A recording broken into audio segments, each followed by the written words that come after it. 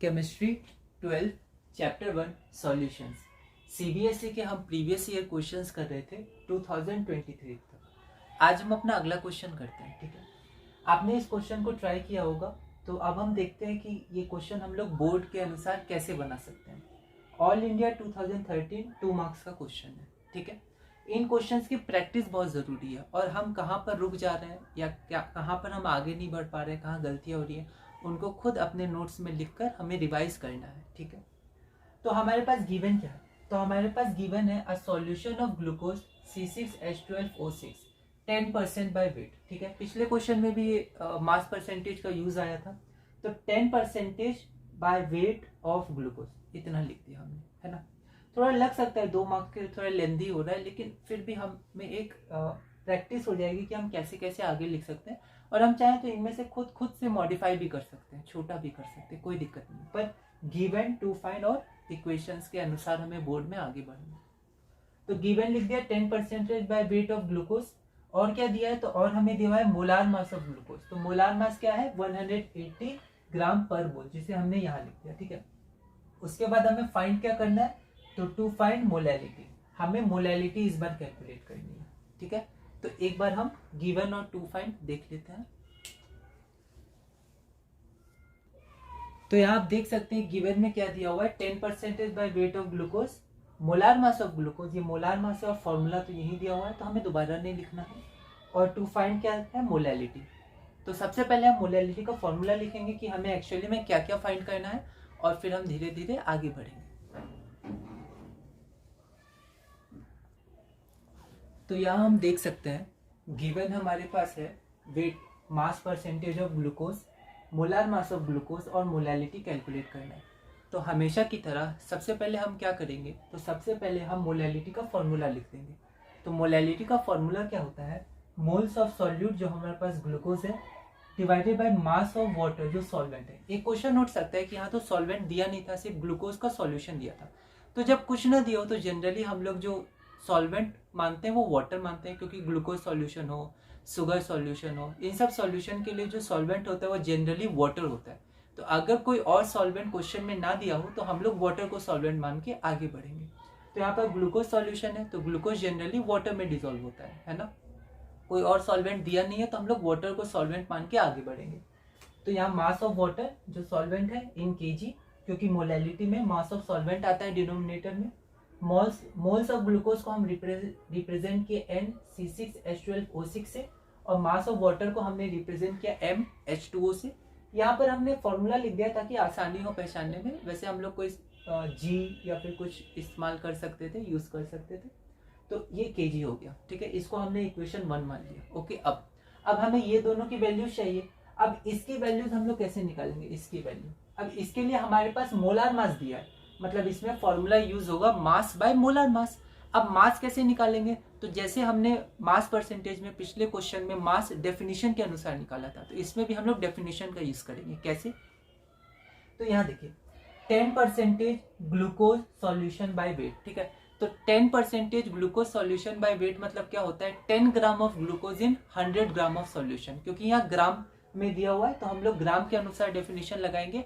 10 gram of glucose in 100 gram of solution. ठीक है, तो यहाँ देखिए, तो मास ऑफ ग्लूकोज क्या हो गया? 10 ग्राम, और मास ऑफ सॉल्यूशन हो गया 100 ग्राम। ठीक है, अब यहाँ ध्यान दीजिए, यहाँ पर मैंने मास ऑफ H2O मतलब सॉल्वेंट भी कैलकुलेट कर लिया है। ऐसा क्यों किया? क्योंकि यहाँ पर हम लोग को डिनोमिनेटर में मास ऑफ वाटर भी चाहिए। ठीक है, तो हमें पता है मास ऑफ सॉल्यूशन क्या होगा? Mass of solute plus mass of solvent. Solute क्या है? तो ग्लूकोज है, और सॉल्वेंट क्या है? तो वाटर है। तो यहाँ पर जब हमारे पास मास ऑफ सॉल्यूशन है और मास ऑफ सॉल्यूट है, तो मास ऑफ सॉल्वेंट या मास ऑफ वाटर क्या हो जाएगा? Mass of solution minus mass of solute. ठीक है, तो ये हो जाएगा 100 माइनस 10 ग्राम इक्वल टू 90 ग्राम। यहाँ पर हमने एज्यूम नहीं किया कि मान लेते हैं कि मास ऑफ वाटर 1 kg है। क्यों? क्योंकि हम यहाँ से कैलकुलेट कर सकते हैं। तो जब हम कैलकुलेट कर सकते हैं, जब हमारे पास एडिशनल इन्फॉर्मेशन गिवन है, तो हम लोग एज्यूम नहीं करेंगे। ठीक है, तो यहाँ से मास ऑफ वाटर कैलकुलेट कर लिया, तो हमारा डिनोमिनेटर आ गया। डिनोमिनेटर में जो है बस अब हमें number of moles of glucose निकालना है। ठीक है, और जो हम निकाल सकते हैं क्योंकि मास ऑफ ग्लूकोज पता है, मोलार मास ऑफ ग्लूकोज पता है। उसके बाद number of moles of glucose और मास ऑफ वाटर जो यहाँ है, इसको केजी में कन्वर्ट करके यहाँ पुट कर देंगे और हमारा आंसर आ जाएगा। ठीक है। तो यहाँ पर अब हम कैलकुलेट करते हैं number of moles of glucose. तो मास बाय मोलार मास, मास हमारा 10 ग्राम है इक्वेशन 2 से, और मोलार मास हमारा 180 ग्राम पर मोल है जो हमारा गिवन था, ठीक है। यहाँ पर मैंने क्या किया, यहाँ पर इसको मैंने सॉल्व नहीं किया है। क्यों सॉल्व नहीं किया है? क्योंकि आगे चल के ये कैंसिल हो जाएंगे, ठीक है। तो इसलिए मैंने 1/18 ही इसको रख दिया। आप चाहें तो यहाँ भी सॉल्व कर सकते थे, डेसिमल में आंसर एक ही आता। तो इसको मैंने ऐसे रखा, इसका कोई इक्वेशन नहीं माना है, ठीक है। अब ये नंबर ऑफ मोल्स हमें क्या चाहिए था, अगर हम यहाँ पर देखें रफ वर्क में, तो हमें क्या चाहिए था, तो हमें चाहिए था मोलैलिटी। तो मोलैलिटी होता है number of moles of glucose divided by mass of water. तो मास ऑफ वाटर हमें मिल गया था 90 ग्राम, ठीक है, और नंबर ऑफ मोल्स ऑफ जो ग्लूकोज था वो भी हमें मिल गया है, ठीक है, 1/18 मोल, है ना। यहाँ पर जी से रिप्रेजेंट कर दिया शॉर्ट में, पर असली में हमने इसको फॉर्मूला से रिप्रेजेंट किया, ठीक है। तो मोलैलिटी क्या हो गया, number of moles of glucose, तो इसको यहाँ रख दिया 1/18, और यहाँ पर मास कितना था 90 ग्राम, पर हमें ये केजी में चाहिए होता है मास ऑफ सॉल्वेंट। तो केजी में कन्वर्ट करने के लिए यहीं पर 1000 से हमने इसको डिवाइड कर दिया, तो 90/1000 केजी, ठीक है। अब ये 1/18 1000 ऊपर चला गया। फिर अब आप इसको ऐसे कैंसिल करके सॉल्व कर सकते हैं, यहाँ पर नहीं दिखाएंगे, आप रफ वर्क में कर लीजिएगा। तो इसका आंसर कितना आएगा, 0.61 मोल पर केजी। तो यहाँ पर इसका आंसर क्या आया, तो इसका आंसर आ गया 0.61 मोल पर केजी, या इसी को मोलल कहते हैं। मोल पर केजी यूनिट को मोलल भी कहते हैं। तो यहाँ पर हम चाहे तो एक लाइन और लिख सकते हैं, वो क्या है कि molality of the given solution is 0.61 मोल पर केजी, ठीक है। तो ये हमारा क्वेश्चन पूरा हो गया। बोर्ड में हम कैसे सॉल्व कर सकते हैं, हमारा आंसर आ गया, ठीक है। प्रैक्टिस और रिवीजन बहुत ज़रूरी है इसमें, और अपने नोट्स में आप लिख लीजिएगा कहाँ गलती हुई कहाँ नहीं हुई, अपने लैंग्वेज में अपने हिसाब से जैसे आपको लिखना है आपके नोट्स है, ताकि आप उनको रिवाइज कर सके और आपको ध्यान रहे ऐसे क्वेश्चंस, ठीक है। और अब हम अपना अगला क्वेश्चन देखते हैं, और अगला क्वेश्चन भी बोर्ड लेवल का है, और उसको हम लोग देखेंगे कैसे कर सकते हैं। उसको आप ट्राई करिएगा, उसका हम अगली वीडियो में आगे बढ़ेंगे उसके सॉल्यूशन के साथ। तो ये हमारा अगला क्वेश्चन है, ये दिल्ली 2014 में आया था, 3 मार्क्स का क्वेश्चन। इसमें एक क्वेश्चन तो बिल्कुल सेम है जो हमने अभी पिछला क्वेश्चन किया था। ग्लूकोज का फिर से मास परसेंटेज दिया है 10% और मोलैलिटी कैलकुलेट करने बोला है, ठीक है। तो ये तो बिल्कुल प्रीवियस क्वेश्चन है, ठीक है।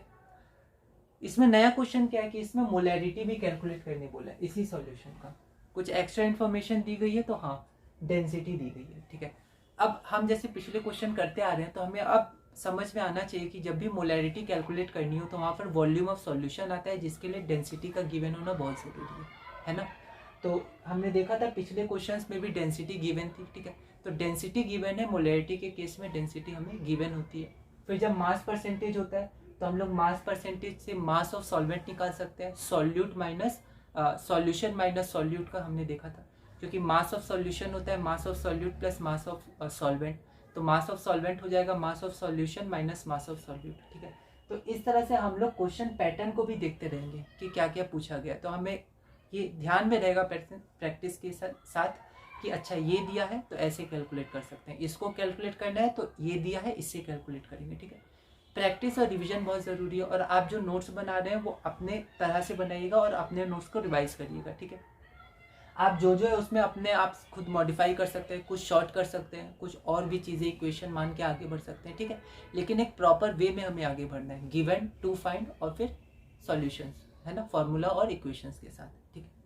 तो ये क्वेश्चन है, इसको एक बार आप ट्राई करिएगा। मोलैलिटी वाला तो अभी इस वीडियो में ही हमने किया, आप मोलैलिटी वाला एक बार ट्राई करिएगा, और इसको हम लोग अगले वीडियो में देखेंगे कि हम लोग कैसे इसमें आगे बढ़ सकते हैं।